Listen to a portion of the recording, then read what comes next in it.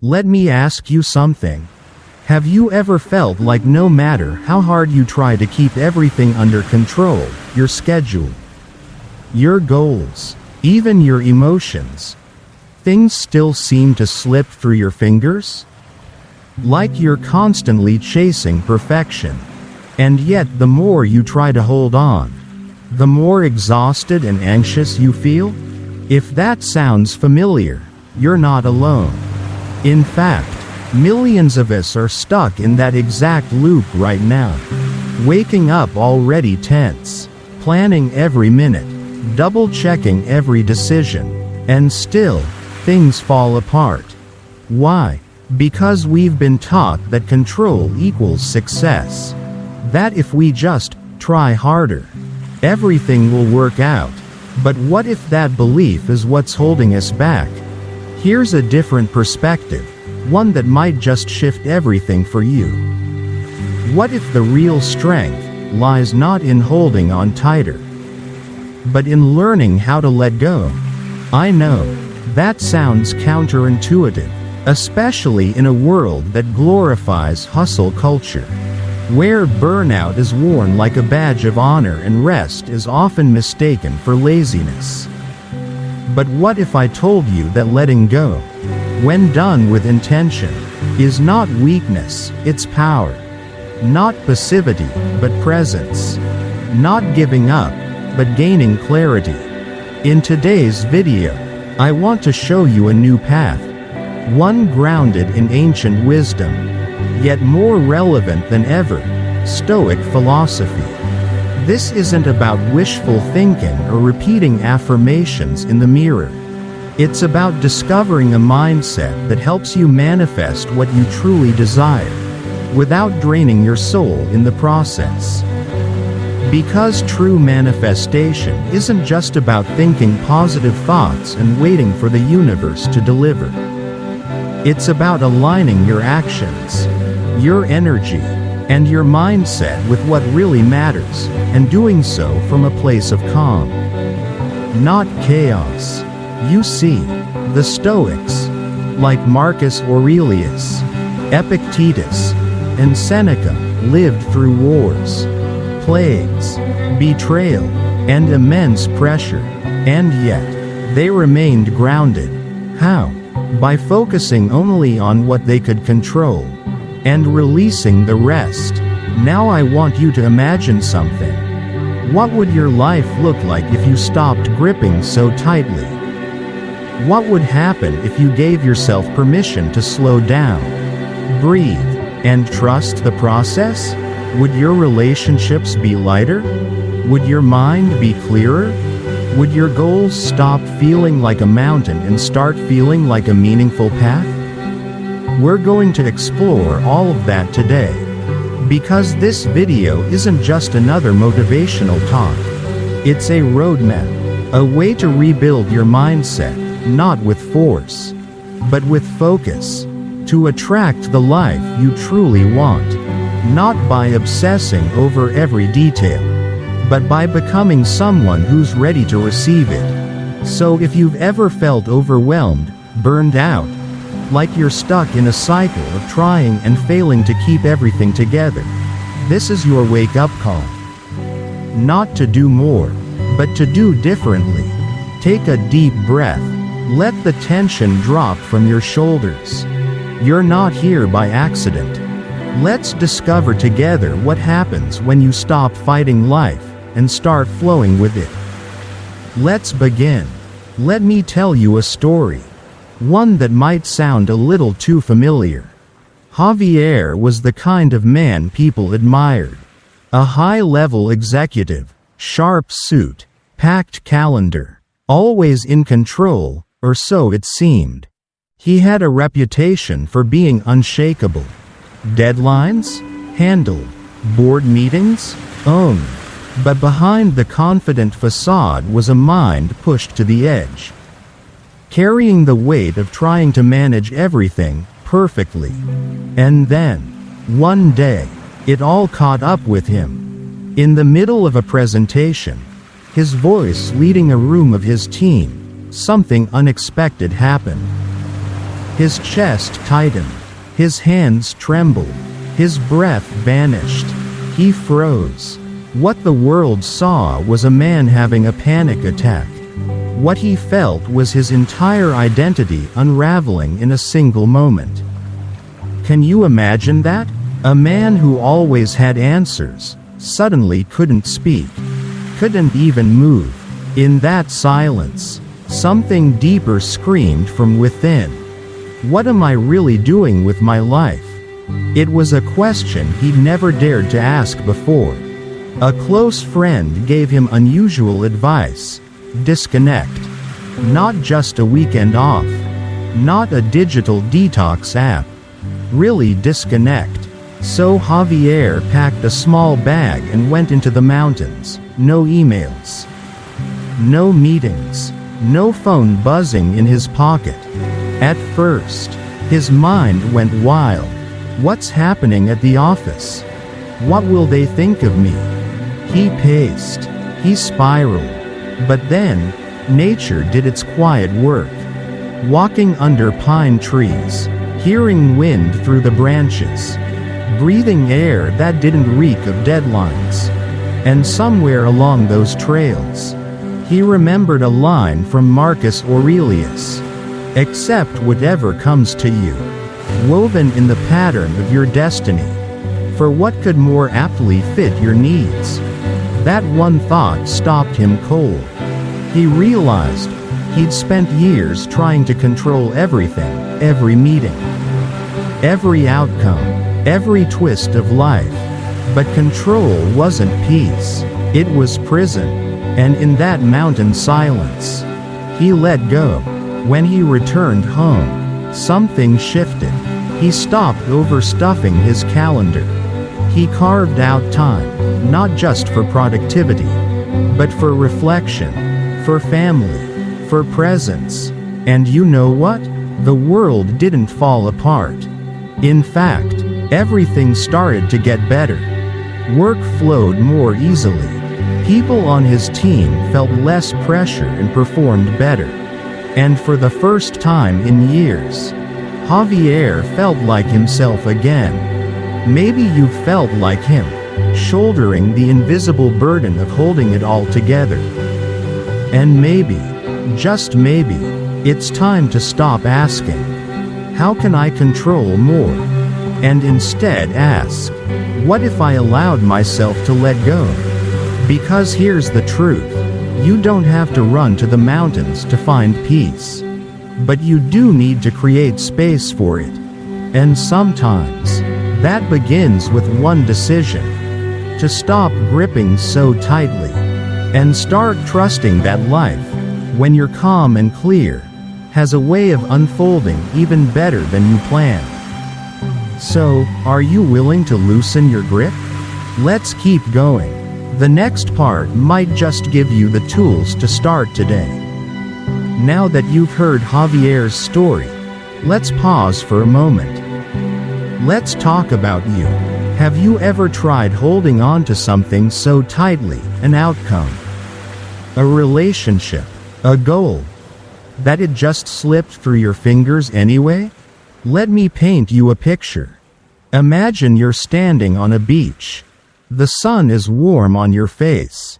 The ocean is whispering nearby. You bend down, scoop up a handful of sand, and clench your fist.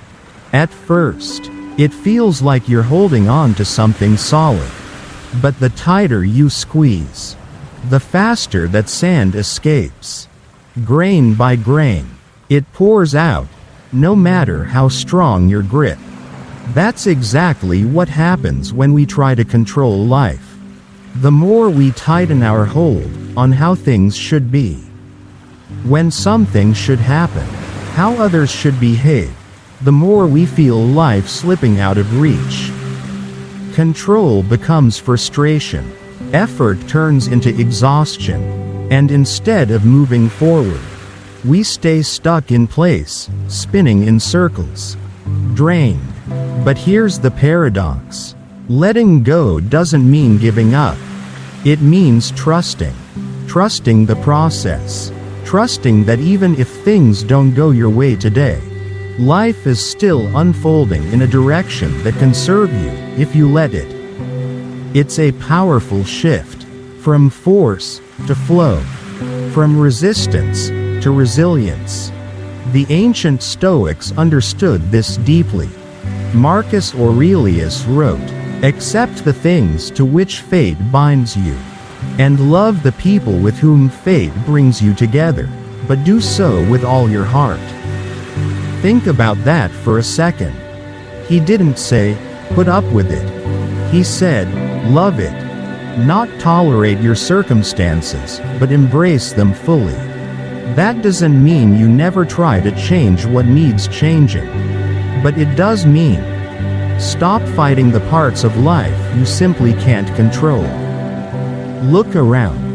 How many things in your life have actually gotten better when you stressed more, obsessed more, or pushed harder? Now flip that. How many times has life surprised you when you finally stepped back? Maybe the job came after you stopped checking your email every hour. Maybe the right person showed up after you stopped forcing every connection. Maybe peace arrived only after you said, "I can't carry this anymore." Letting go is not weakness. It's wisdom. It's recognizing that you are not here to micromanage the universe. You are here to live, learn, and respond, not control every variable. So here's a question for you to reflect on right now. What are you holding onto so tightly that it's actually holding you back? Is it an outcome you're obsessed with? A version of your life that hasn't turned out the way you planned? Or maybe a fear that if you let go, everything will fall apart? What if letting go is the exact thing that allows it all to fall into place? When you stop clutching the sand, it stays in your palm just long enough to be appreciated. When you stop trying to force life into a box, you leave room for possibility, room for growth, for clarity, for peace. And that is the lesson we often forget. You don't move forward by holding on. You move forward by knowing when to release, and having the courage to trust what happens next. So let's keep going. Because up ahead, I'm going to show you 3 simple steps that will help you practice this, starting today. And who knows, maybe this is the exact moment your story begins to shift.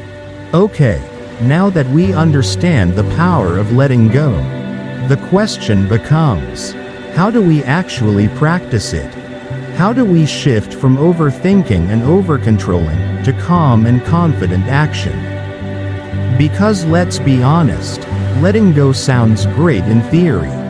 But in real life, with bills to pay, people to care for, goals to chase, it's not always easy.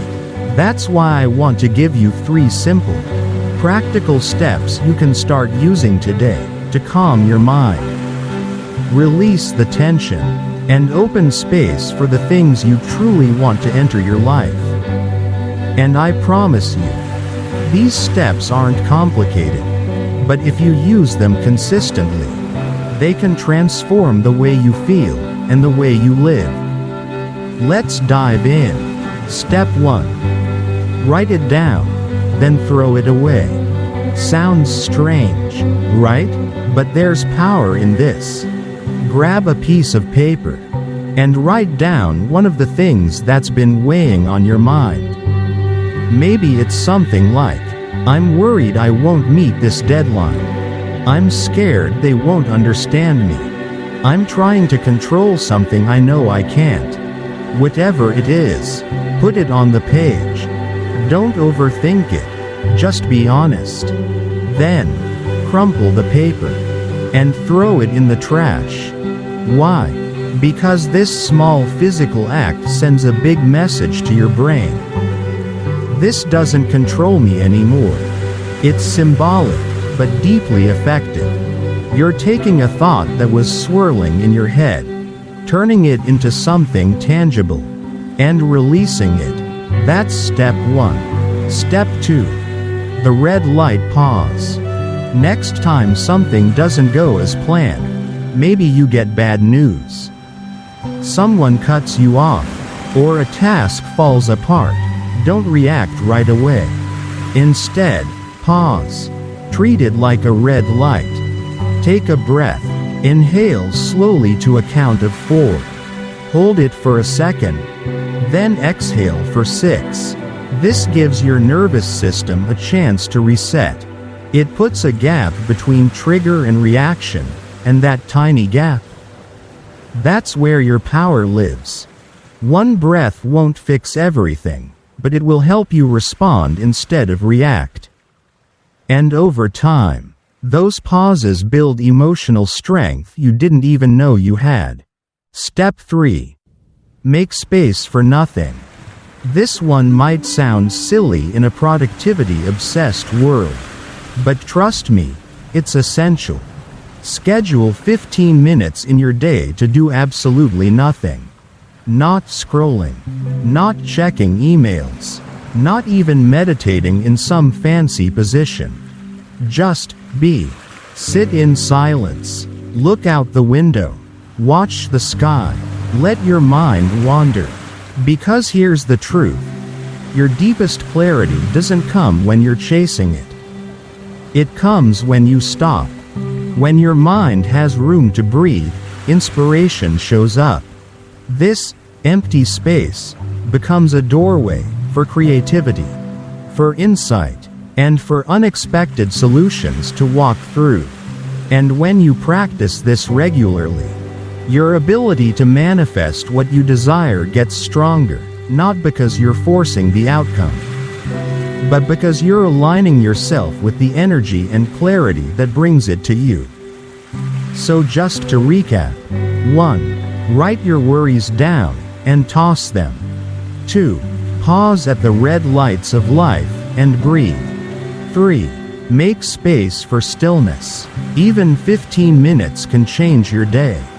These aren't hacks, they're habits, and the more you live them, the more natural peace becomes your default state. And from that place of peace, you become magnetic to everything you're seeking. Now, if you're ready to take it one step further, the next part will show you how to start your day in a way that sets the tone for everything. Let's keep going. Let me ask you a simple but powerful question. How do you start your morning?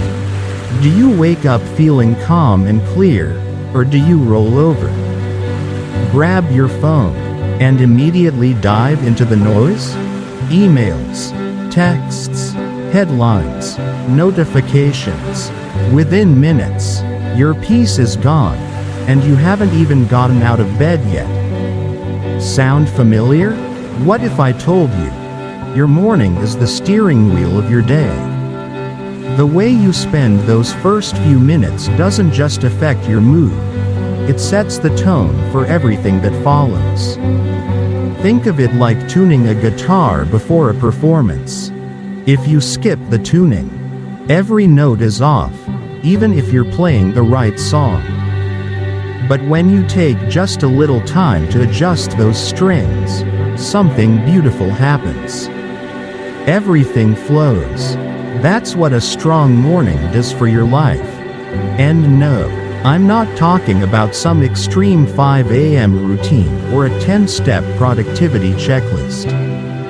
This isn't about discipline for the sake of discipline. This is about creating space to connect with yourself, with your intention, and with the energy you want to bring into the world.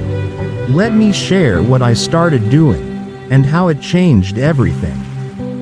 One morning, instead of reaching for my phone like I always did, I just paused.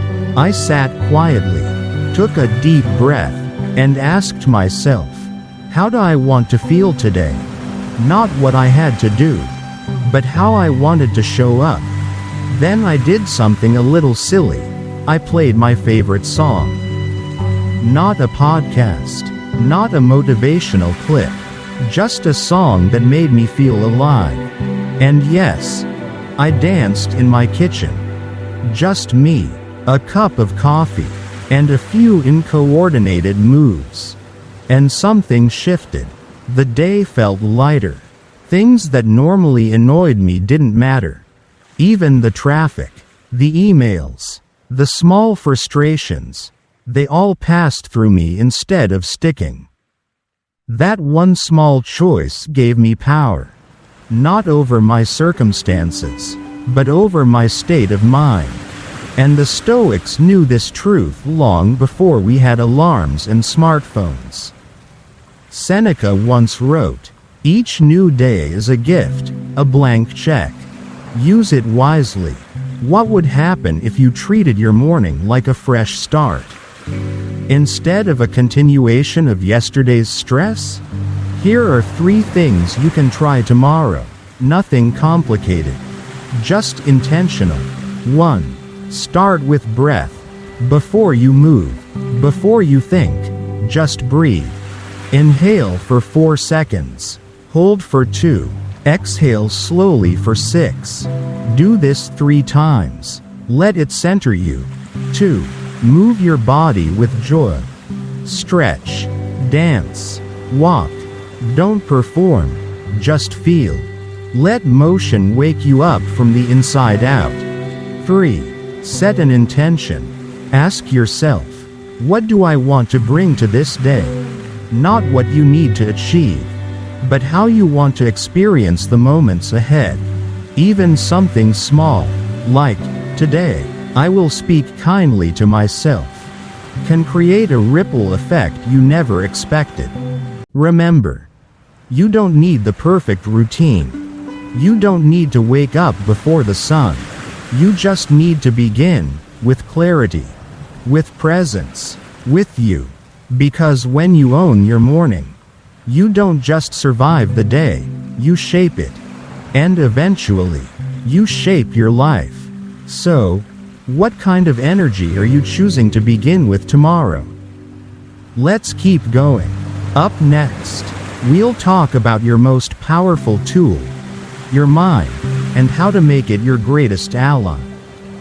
Let me tell you something that most people forget. Your mind is not your enemy. It's not the chaos. It's not the anxiety. It's not the fear whispering worst-case scenarios. Your mind, when trained, when calm, can be your greatest ally. Your most powerful tool for navigating anything life throws your way. Let me prove it to you, with a true story. In January 2009, Captain Chesley Sullenberger was flying U.S. Airways Flight 1549. Everything was smooth until, within minutes of takeoff, both engines failed. Bird strike, no power. He's flying a plane with 155 souls on board, and nowhere to land. Can you imagine that moment? The alarms blaring, the panic rising, New York City skyscrapers below, the icy Hudson River ahead. And yet, Sully didn't freeze. He didn't scream or spiral. He paused, took a breath, and calmly told the cabin, "Brace for impact." That wasn't just protocol. That was leadership. That was clarity in chaos. And do you know why he was able to do it? Because his mind was trained to find stillness under pressure. Not perfection, not total control, but focus. And that made all the difference. He landed the plane on the Hudson River. No engines, no runway. Everyone survived. Now here's what that story teaches us, especially when we feel overwhelmed. It's not what happens to us that creates the storm. It's how we think about what happens. The Stoic philosopher Epictetus said, "We are disturbed not by the things themselves, but by our opinions about them." Read that again. It means the event isn't the problem, it's our interpretation of it. And if we can change our interpretation, we can change everything. So how do we do that? Start with this. Don't let your thoughts become a tangled knot. Separate them. Sort them. Think of your mind like a puzzle. When all the pieces are scattered, it's overwhelming. But when you group them, by color, by shape, by edge, it starts to make sense. Let's say today you're stressed about a deadline at work, a fight with someone you care about, and financial worries that won't leave you alone. Instead of letting all of that swirl together, try this. Visualize each concern as a piece of the puzzle. Place the work issue in one mental corner.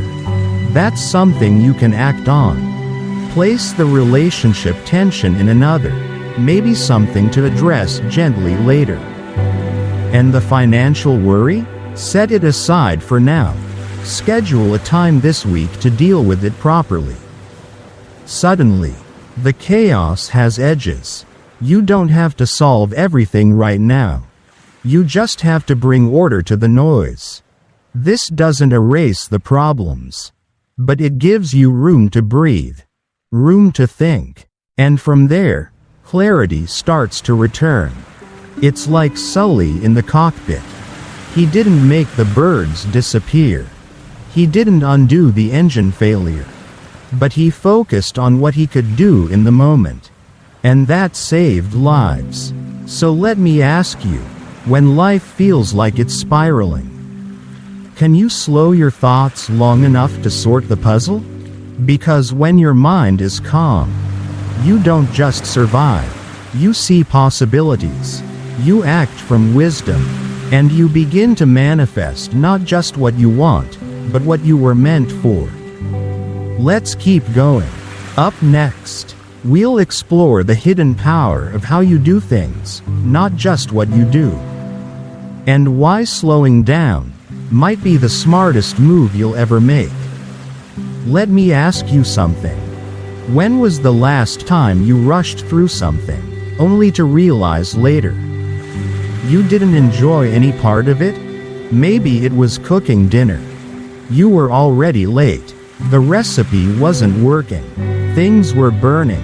You were juggling 5 things at once, and by the time you finally sat down to eat, it tasted like stress. Now picture the opposite. Same kitchen, same ingredients, but this time, you slow down. You chop the vegetables carefully, enjoying the sound of the knife on the cutting board. You stir the sauce gently. Taste it. Adjust the seasoning. You boil the pasta just right, al dente. Not mush. And when you serve the dish, it's not just food, it's presence. It's peace. It's not about perfection. It's about how you showed up. You see, in today's world, rushing has become a reflex. We glorify speed, efficiency, hustle. We think doing more, faster, is the secret to getting ahead. But here's the truth. Hurrying through life is like trying to sprint while tying your shoelaces. You don't move faster. You trip more. Marcus Aurelius, yes, the Roman emperor who ruled over millions, once wrote, "The mind is like water. When it is calm, it reflects everything clearly." Think about that. When your mind is rushing, splashing in all directions, you can't see straight. But when it's still, solutions become obvious. Emotions become manageable. Decisions become easier. So let me challenge you with this idea. What if calmness is your real superpower? What if doing things slowly, intentionally, is the secret to getting better results and enjoying the process? Let me give you something practical. Stop multitasking. I know, it sounds counterintuitive. We've been taught that juggling is efficient. But science tells a different story. Multitasking actually reduces the quality of everything you do. Your attention is scattered. Your energy is diluted. Your results suffer. So instead of doing 5 things halfway, try doing one thing well. Think of it like planting a seed. You don't dig up the soil. Toss a handful of seeds. Dump water on top, and hope for the best. You pick one. You dig one hole. You plant it with care. You water it daily. You give it sun. That's how it grows. And eventually, it becomes something beautiful. Your work, your goals, even your conversations, they're the same. When you slow down and give them your full presence, you don't just finish the task. You transform the experience. And I get it. Slowing down sounds scary when the world is racing ahead. But here's the truth. You're not in competition with anyone's pace but your own. Everyone's journey is different. Trying to live faster doesn't make your path more meaningful, it just makes it more chaotic. So before you jump into your next task, try this. Pause for just 2 minutes. Take a breath. Ask yourself, what's the most important thing I can give my full attention to right now? Then do that, only that, and watch how your energy shifts. Watch how your clarity returns. Watch how life starts to feel less like a race, and more like something you're actually living. Because when you move with calm, you make space for excellence. You create momentum that's sustainable. And most importantly, you find joy in the process, not just the result. Let's keep going. In the next part, we'll tap into something even more powerful, gratitude, and how seeing what you already have can attract even more of what you desire. Let me ask you something. When was the last time you stopped and truly appreciated what you already have? Not out of obligation, not because someone told you to be thankful, but because you felt it deep down. Because, in that moment, you realized maybe what you have right now is enough. Let me tell you a story that explains this in the most unexpected way. There was once a farmer who constantly complained about his tiny house. "It's too cramped," he said. "There's never enough room. I need more space or I'll go crazy." So he went to the village wise man for advice. The wise man thought for a moment, then said, "Bring your chickens into the house." The farmer was confused, but he did it. A few days later, he came back more frustrated. "It's worse. The chickens are loud. They smell. I can't think." The wise man nodded. "Good. Now, bring your pig inside too." "What?" the farmer shouted, but again, he followed the advice. By the 3rd day, the house was chaos. He returned, furious. "I can't live like this." The wise man smiled and said, "Now, take the chickens and the pig out." And when the farmer did, suddenly, that small house felt spacious. It was quiet, peaceful. Nothing had changed, except how he saw it. That's the power of gratitude. It doesn't magically make your life bigger, richer, or easier, but it changes how you experience what's already there. And in that shift, your energy changes. Your mindset softens, and you start to attract more of the good things you were too frustrated to notice before. You see, the Stoics didn't wait for something dramatic to feel thankful. Seneca once wrote, "Nothing is more honorable than a grateful heart." To them, gratitude wasn't just a feeling, it was a discipline.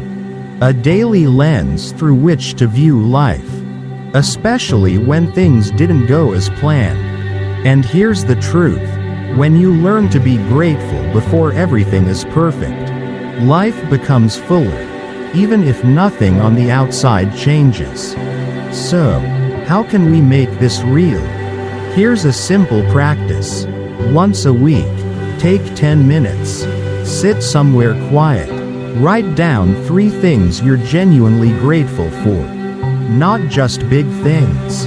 It could be a friend who checked in, a sunset you noticed, a moment of laughter during a rough day. But don't stop there. Ask yourself, how is this helping me become who I want to be? How is this shaping the life I'm building? For example, maybe that tough conversation made you more honest. Maybe that quiet evening helped you reconnect with yourself. Maybe that job you're tired of is still paying for the dream you're chasing. Gratitude isn't blind optimism. It's choosing to see through a different lens, a clearer one. It's telling the universe, I see what I've been given. I honor it, and I'm ready for more. So, what are you grateful for right now? Let's keep going. In the next part, we'll talk about something that might be harder than gratitude, but just as life-changing. Disconnecting from the noise. And finally hearing your own voice again. Let me paint a picture for you. You're trying to listen to your favorite song. One that really means something to you. But you're standing in the middle of a street. Horns blaring. Sirens wailing. People shouting. Notifications buzzing in your pocket every 10 seconds. No matter how loud you turn up the music, you can't hear it.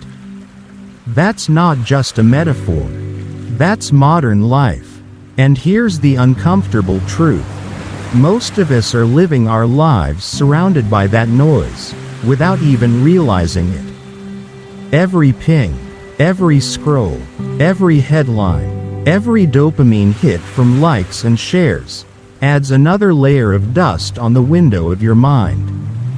And when that window gets clouded, it becomes nearly impossible to see clearly.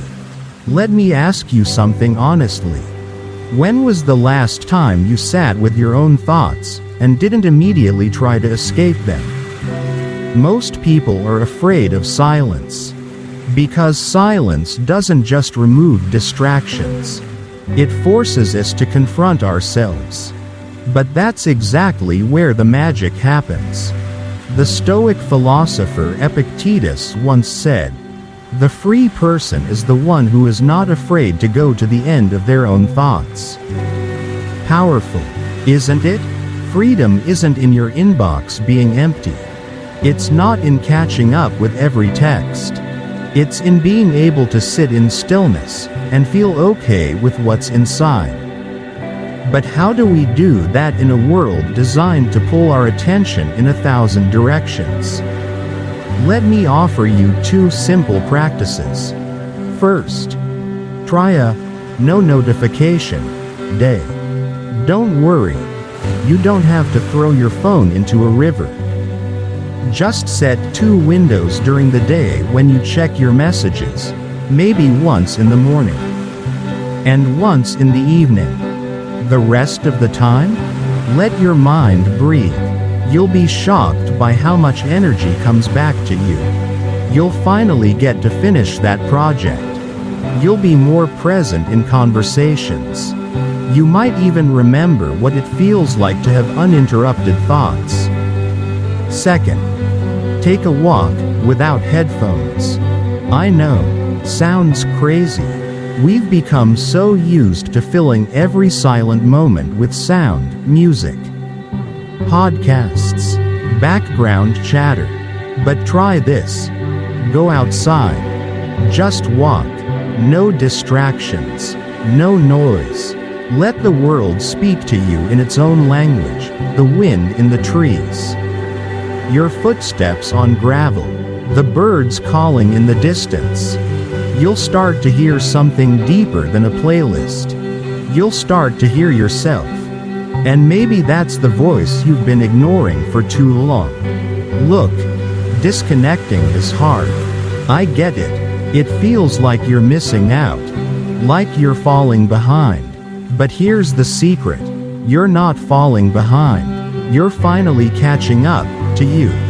When you clear the clutter, you make space for insight. You make space for intuition. You make space for that inner whisper that says, "This is what matters. This is who I really am." So I challenge you, just once this week, silence the outside world long enough to hear the inside one. Because the real clarity, the real direction, the real peace, it doesn't come from scrolling. It comes from stillness. And stillness is where you remember who you've always been. Let's keep going. Because now that the noise is quieted, we can talk about something essential: rest. Not just sleep, but the kind of rest that restores your mind, body, and spirit. And you might be surprised at how powerful it really is. Let's be real. You wouldn't expect your phone to function properly if it's down to 10% battery. Right? Apps start lagging. The screen dims. Notifications take longer to load. Eventually, it just dies. But here's the question. How many days do you run on 10%? Dragging yourself through the morning. Chugging caffeine just to stay upright. Trying to focus while your brain feels like it's wading through fog. We've normalized exhaustion. We've made burnout a badge of honor. And worst of all, we treat sleep like a luxury instead of what it really is: a necessity for high performance and inner peace. Here's what most people don't realize. Rest isn't doing nothing. Rest is doing the most important thing. During quality sleep, your body doesn't just turn off. It goes into recovery mode. It repairs muscles, regulates hormones, strengthens memory. And your brain? It goes into cleaning mode. A study from the University of Rochester found that while you sleep, your brain literally flushes out toxins that build up during the day, kind of like a nightly detox for your nervous system. So if you're waking up tired, groggy, uninspired, it might not be your job or your life. It might just be that you're running on empty. Let me ask you this. What would your life feel like if you woke up fully charged every single day? Not just awake, but clear, focused, and energized? You'd make better decisions. You'd respond instead of react. You'd have more patience with others and yourself. So, how do we get there? I'm not talking about 10 hours of sleep in a blackout room with a $400 weighted blanket. I'm talking about intentional rest, practices that tell your body and mind, it's safe to recharge now. Here are 3 things you can start tonight. 1. Power down your devices, 30 minutes before bed. No phone, no laptop, no Netflix. Let your brain ease out of stimulation mode. Instead, pick up a book, or just sit quietly and breathe. 2. Write down your intentions for tomorrow. Before you sleep, jot down 1 or 2 things you want to do, not your whole to-do list. Just a focused intention. For example, tomorrow I will speak with more patience. Or, I will make space for creativity. This tells your subconscious what matters, so it can prepare while you rest. 3. Breathe deep for 5 minutes. No complicated meditation required. Just close your eyes. Inhale slowly. Hold. Exhale even slower. Repeat. Let each breath be a gentle signal. It's okay to let go. And here's the most important part. Give yourself permission to rest. This isn't laziness. This is strategy.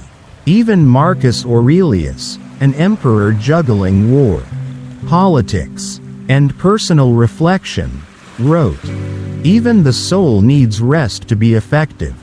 If a Roman emperor made space for rest, so can you. So tonight, instead of pushing for one more task, one more scroll, one more reply, choose stillness. Let your body recover. Let your mind clear. And when you wake up, watch how different the world feels."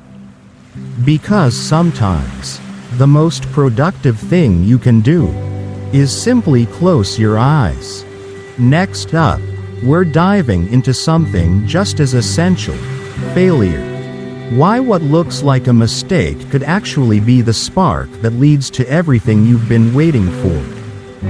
Let me say something that might challenge everything you've been told growing up. Failure is not the enemy. In fact, failure might just be the teacher you've been avoiding, one that can open the door to everything you've been dreaming of. Let me show you what I mean, with a little yellow square that's probably sitting on your desk right now. You know post-it notes, right? Those sticky little squares we use to jot down reminders, leave notes, or bookmark important pages. What if I told you they were born out of a total failure?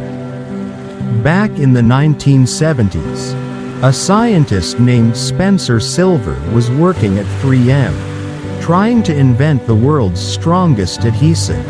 Instead, he created the exact opposite, an incredibly weak glue. It barely stuck to anything. By most standards, that would be considered a failed experiment, a waste of time. But years later, his colleague Art Fry had a problem. He needed bookmarks for his hymnal that wouldn't fall out or damage the pages. He remembered Spencer's failed glue and had an idea. And just like that, the post-it note was born. A global tool, a billion-dollar product, all from a mistake. You see, what looked like a dead end was actually the beginning of something amazing.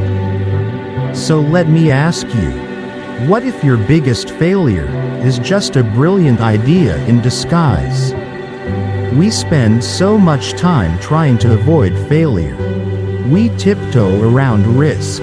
We try to perfect every move before we take it. And when we do fall, we punish ourselves with guilt, shame, and self-doubt. But here's the truth. Failure isn't a wall, it's a doorway. And every stumble you've taken has the potential to become a stepping stone, if you choose to learn from it. Let me say that again. If you choose to learn from it. Because failure itself doesn't make you stronger. Reflection does. Adaptation does. Resilience does. Epictetus, the Stoic philosopher, said, "It's not what happens to you, but how you react to it that matters." And he was right. So what does that mean for you? It means the next time you mess up, big or small, pause. Instead of asking, "Why did this happen to me?" ask, "What can I take from this?" Maybe that breakup taught you to speak your truth. Maybe that failed project taught you to manage your energy better. Maybe that rejection rerouted you toward a better opportunity. You see, when you stop fearing failure, you start growing from it. And from that space of growth, your next chapter begins. Let go of the belief that failure defines you. It doesn't. It shapes you. And if you let it, it can launch you. So today, I challenge you. Reframe the mistake you're still holding on to. Don't bury it. Don't deny it. Use it. Learn from it. Grow through it. Because the life you want? The version of you you're becoming? It's not on the other side of success. It's on the other side of what you thought was failure. And in the next segment, we're going to unlock something that takes this even further: visualization. Because once you've made peace with the past, you're ready to start creating the future. Let me take you somewhere for a moment. Close your eyes, unless you're driving. Now, imagine sitting in a movie theater. The lights dim. The screen lights up. But this isn't just any movie. This is the story of your life. And not the version you're stuck in today, but the version where everything has clicked. The job you love, the relationships that lift you, the peace you carry, the dreams you've made real. You're not watching someone else's highlight reel. You're watching yours. And it feels real, like it's already happening. Now, here's the powerful part. Your brain doesn't know the difference. According to neuroscientists, when you vividly imagine something, your brain lights up the same way it would if that thing were happening in real life. That means, if you practice experiencing your desired future now, your mind starts preparing your body, your energy, and your habits to make it real. Visualization isn't just daydreaming, it's mental rehearsal for your future success. And Olympic athletes do it. CEOs do it. Visionaries, artists, top performers across every field, they all tap into this power. Because when you see it, feel it, and embody it, you begin to align with it. So how do you do this?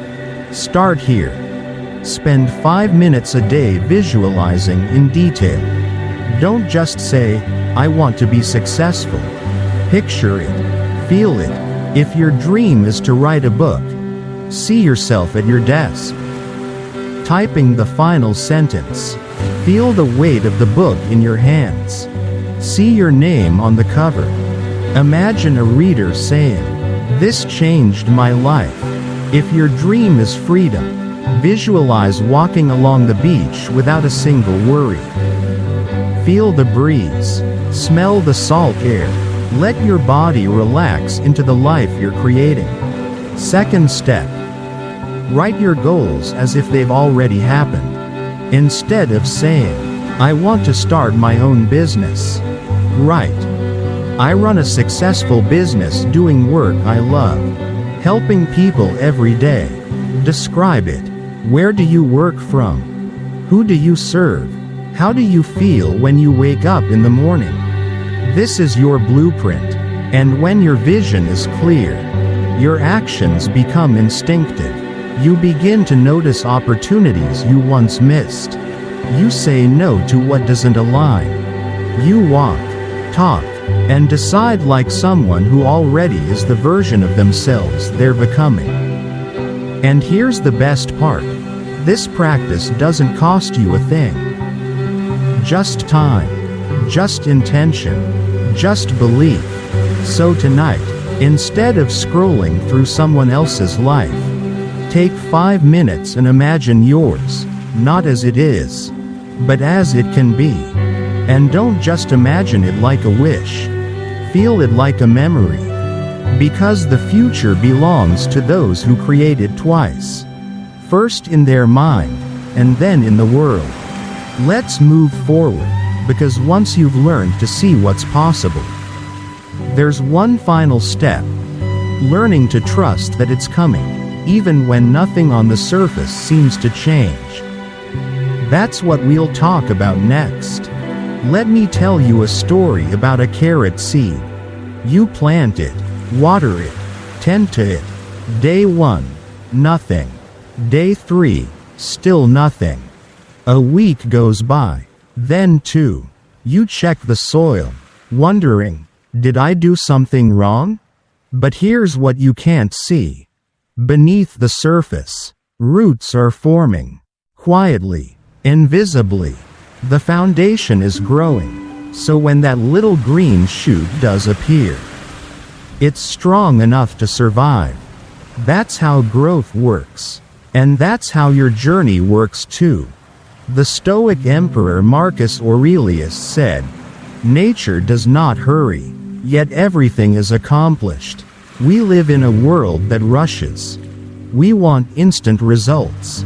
We plant the seed and expect a tree the next morning. But real transformation, deep, lasting change, doesn't show up overnight. It brews in silence. It's the conversations you're having with yourself, the habits you're rebuilding, the energy you're shifting, before anything even looks different on the outside. So here's a hard but freeing truth. Just because nothing is happening on the surface, doesn't mean nothing is happening at all. Trust the process. Let me give you a real-life example. Someone I know decided to leave their corporate job and travel the world. They sold almost everything, bought a one-way ticket, and expected freedom to feel magical. But the first few weeks? Total chaos. Money was tight, opportunities weren't showing up, doubt crept in. They were on the edge of giving up, ready to go back home and call it a failed experiment. And then, something happened. In a random hostel lobby, they overheard a conversation about a work exchange program. You travel, and in return, you stay with local hosts for free. That moment changed everything. But it never would have happened if they hadn't kept going. Sometimes, the breakthroughs come after the breakdowns. Sometimes, the magic shows up right after you were about to quit. That's why trusting the process matters. Not because it's easy, but because it's necessary. Here's a way to hold onto that trust. Write this down somewhere you'll see it every day. I'm doing my part. The rest will come in its time. Put it on your mirror. Set it as your phone wallpaper. Let it remind you that you don't have to control everything. You just need to stay in alignment. Because when you're rooted, like that carrot seed, you may not bloom immediately. But when you do, you'll be ready to receive everything that's meant for you. So if right now, it feels like nothing is moving, keep watering, keep showing up, keep trusting. Because nature doesn't rush, and neither should you. Let's wrap this up with one final reminder. Every step you've taken, every breath, every pause, every choice to show up even when it was hard, has been building something. You're not behind. You're right on time. And what you've been working for, it's already making its way toward you. Let's take a breath together. Because if you've made it this far, that tells me something important about you. You're not just casually watching this.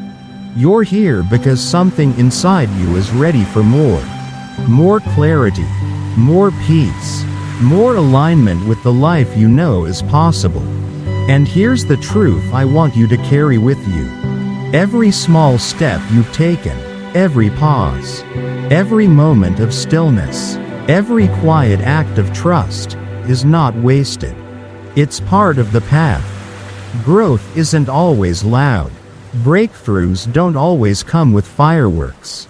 Sometimes, they arrive silently, when you choose calm over chaos. When you choose trust over control. Because when you live with intention, when you release what no longer serves you, when you show up with clarity, even when the outcome is uncertain, you become magnetic to what you truly desire. You stop chasing. You start attracting. And you don't need to do it perfectly. You just need to do it genuinely. Consistently. From a place of inner truth, not external pressure. So here's my invitation to you. Take one principle from this video and start living it today. Maybe it's writing your worries down. Maybe it's visualizing your dream life for 5 minutes each morning. Maybe it's simply breathing before you react. Whatever it is, Start small. Because small, conscious steps become major inner shifts. And over time, you'll notice something amazing. Life begins to meet you where you are. The right people, the right moments, the right opportunities, they start showing up. Not because you forced them, but because you finally made room for them. So before you go, I'd love to hear from you. Drop this in the comments. I relax and attract what I desire. Let's build a space together where calm is strength, and trust is the foundation. And if this video spoke to you, if it reminded you of who you truly are or who you're becoming, make sure to check mark subscribe to the channel. Check mark turn on the notification bell. Check mark and check out our full Stoic playlist, packed with stories, wisdom, and practices to help you navigate life with more peace and power. You've got this, not because life is easy, but because you're learning how to face it, rooted, steady, clear. This is your moment to stop striving and start receiving. Until next time, take care, stay grounded, and keep embracing your inner stoic.